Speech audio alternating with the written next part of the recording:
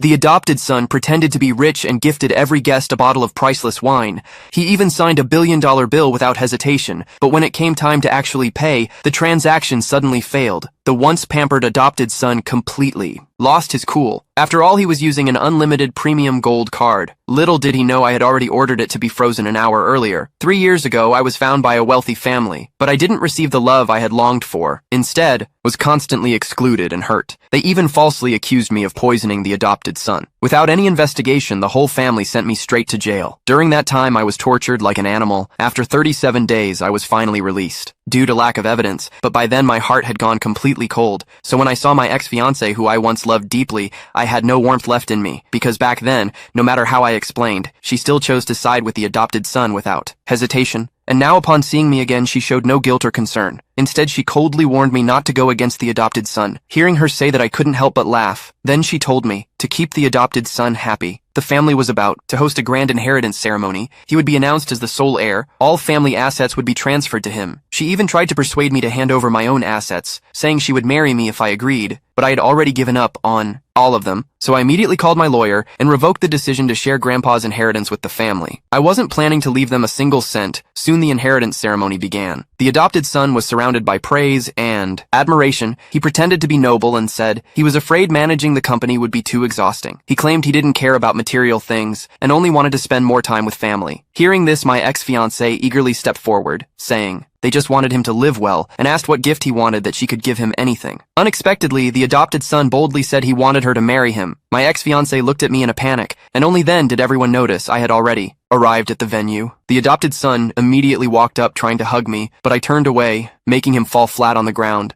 Everyone gasped at the scene. My eldest sister rushed over furiously, slapped me across the face, and scolded me for daring to push the adopted son. She even said I should never have been released from prison. I sneered and replied, only a blind person would believe he fell on his own. He clearly staged the whole thing to set me up, but no one in the family believed me. They all said the adopted son was innocent and kind and would never do something like that. My sister demanded I apologize immediately, or she'd have me sent back to prison. At that moment, my ex-fiancée noticed the scars on my hands, scars left by the people the adopted son sent to hurt me in jail. She quickly asked if I had been abused and promised to seek justice for me, but my sister laughed and said this was a lawful society. No one would dare beat me up. My second sister, who's a doctor, even claimed these were clearly self-inflicted wounds, just a trick to gain sympathy. My ex-fiancée completely believed their lies and angrily called me despicable. My father impatiently said we couldn't delay the adopted son's inheritance any longer. Then he walked on stage and officially announced the start of the ceremony. As the ceremony began, family members presented the adopted son with priceless gifts, making the guests green with envy.